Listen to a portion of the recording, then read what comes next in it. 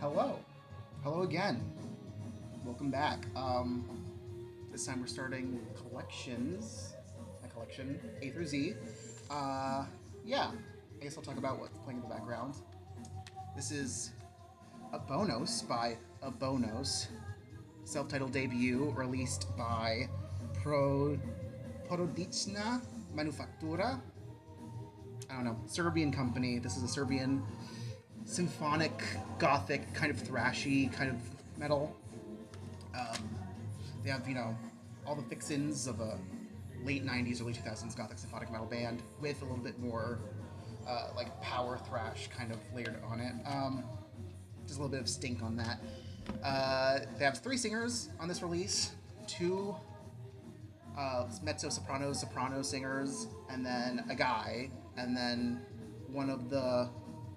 2 of the singers, one of the guys and one of the girls left, and the one that stayed also handles the growls. So there's a few growlies in there, not very many, but they add a nice texture difference whenever they show up. They're very low grumble kind of vocals. Not super well produced. It feels, it's not the best quality production, but what they do with it is great. This is my second copy of this. In 2016, towards the end of the year, people broke into the place I was staying at, and they stole most of my collection. So, it took years for me to get a copy of this, and then it took another year to get it, to replace it after all my stuff was stolen. So good luck getting a copy. They do show up every once in a while on Discogs, and I do recommend if you're a fan of the genre. So that's what's playing in the background, but it's also the first thing in my collection, so that's why I chose it, just so you know. Not very well-known metal is kind of my thing. Okay, here's something different. Obsidia, this is a cassette. From what I can tell, from what I can tell, the J card and stuff is official, right? So you have, all the images and the lyrics, but the cassette itself is a copy, a not very good copy.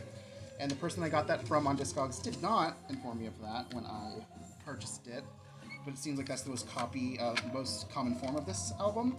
This is a Russian symphonic black metal band. They're no longer active. This is their debut, their first and only record, Triumphal Ways of Eternal Gods. This is really just majestic, really epic symphonic black metal.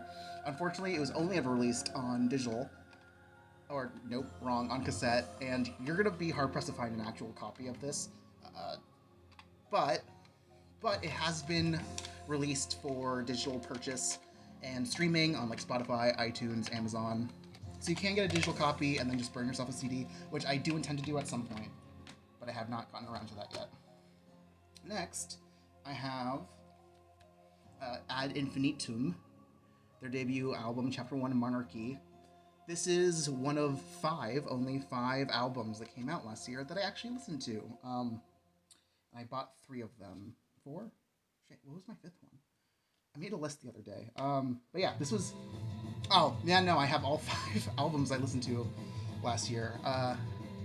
And this is actually one of the stronger ones. I'm very bad at keeping up with new music. This is a Napalm Records release, modern symphonic metal. Honestly, I don't really know the story behind this, whether or not like it was an actual like band that got signed or if it was just put together by Napalm Records. I think they released a demo before this, so I assume they got like signed. It's just that the singer is in a few other projects, none of which are also signed to Napalm. But whatever, this is actually pretty good.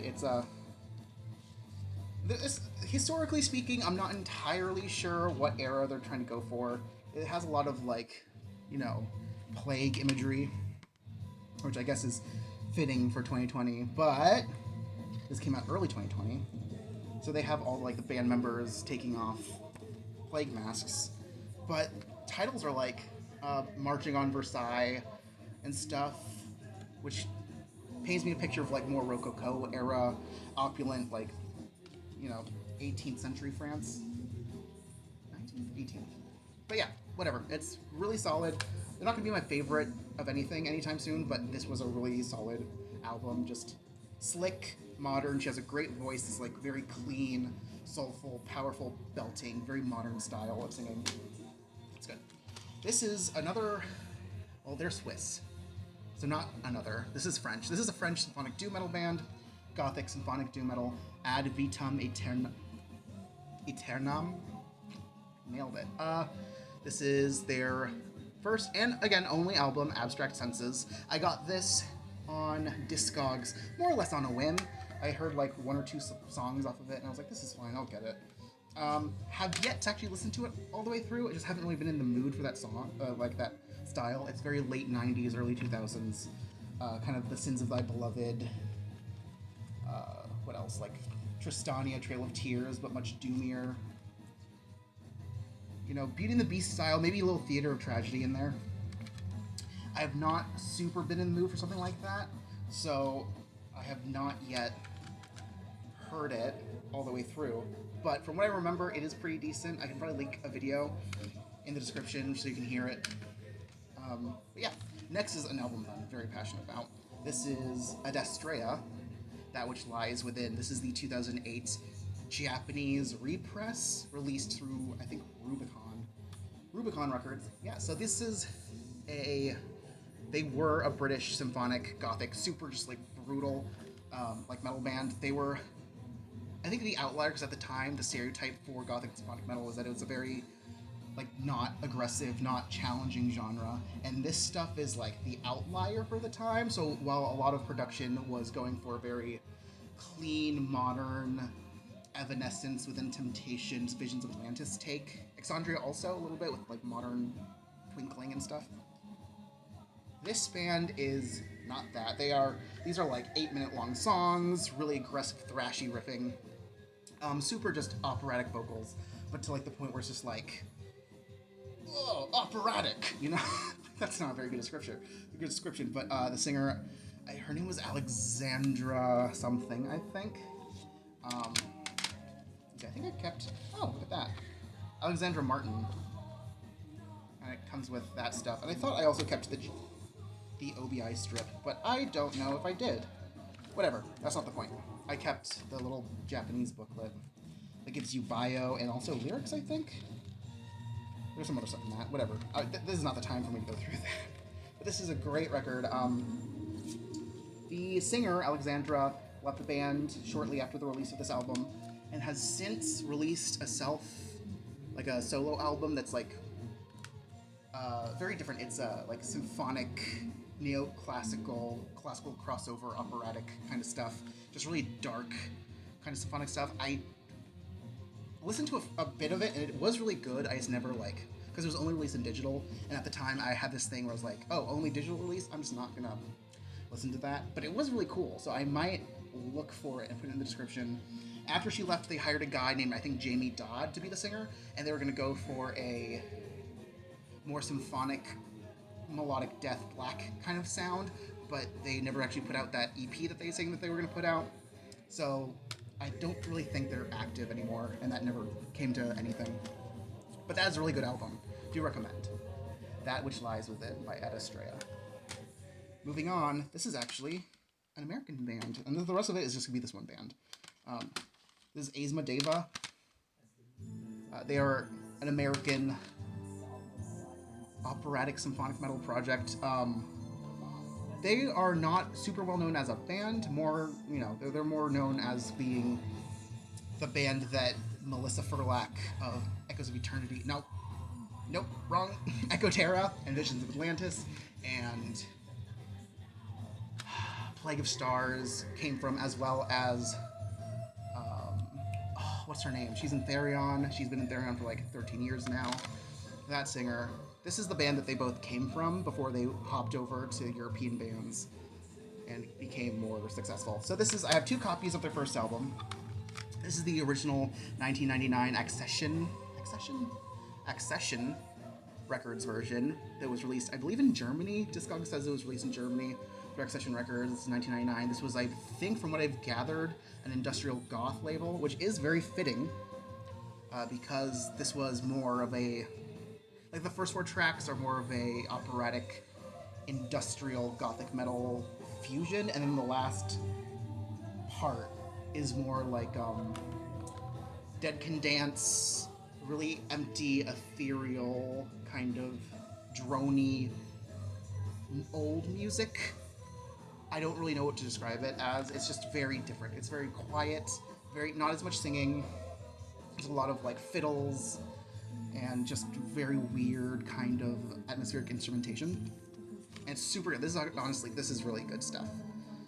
It won't be for everyone. Honestly, this band is not going to be for everyone. Their debut. Oh, and this is the 2001 Root of All Evil repress, where they released a few of the records because Earl Root joined the band following the release of the debut.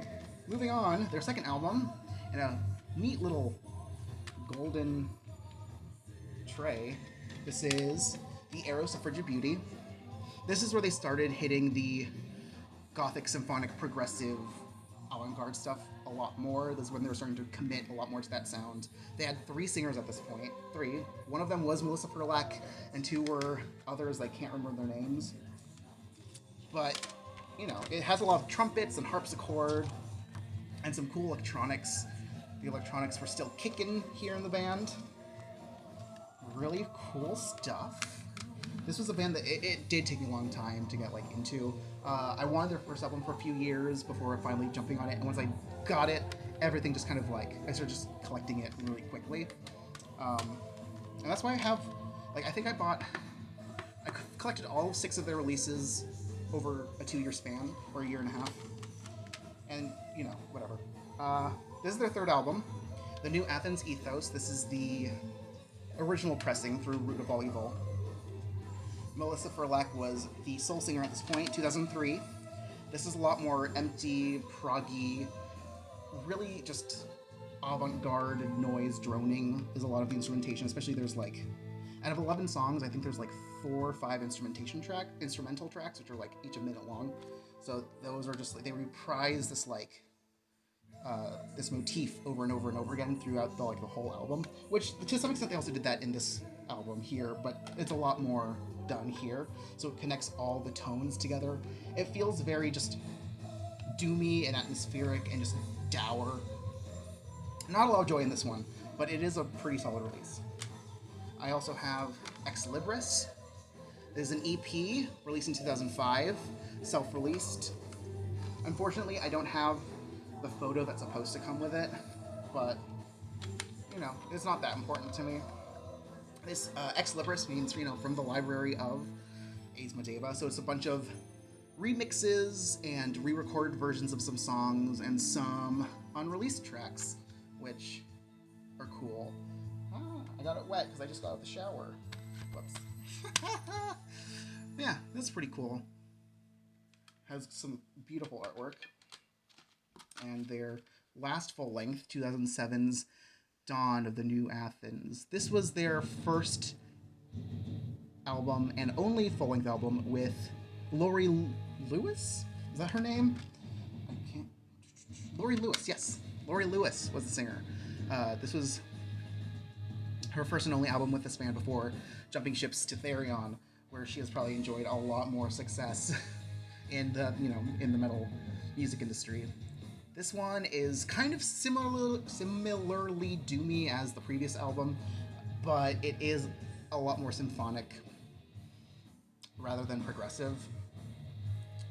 It's a much more of a straightforward kind of album. Let's see. It just has, you know, a nice gray, kind of foggy aesthetic. And the last thing I'm going to show you is an interesting little release. This is another EP that they released, their last release that they did that wasn't just a one-off single. Even though whatever, I'm just going to talk about that after. This is the Thalassa Mixes, which is a remix EP. However, this is when they actually first, like, fully went in on the symphonic metal, like, feel. I feel like for me, that's kind of what I took from this. It's 4 tracks. One of them is the opening of this 4th album, but with a full orchestra arrangement. It sounds massive and beautiful. And then there's an instrumental that came off of a different album that they expanded, and it's also beautiful. And then they did the song The Loon twice. There's the Lhasa and Swamp remixes, and one is just a neoclassical kind of vocals, orchestra, percussion, but the percussion's like this like anvil strike. It's super cool. That's my favorite version of the song, because personally, The Loon was never my favorite song by this band. It was honestly one of my least favorite, most boring songs, but that version made it work a lot. And the other version is an expanded, just symphonic metal orchestration arrangement version. Not my favorite, but this is a cool release. I'm not really super into like remix albums. I tend to avoid them, but this was really cool.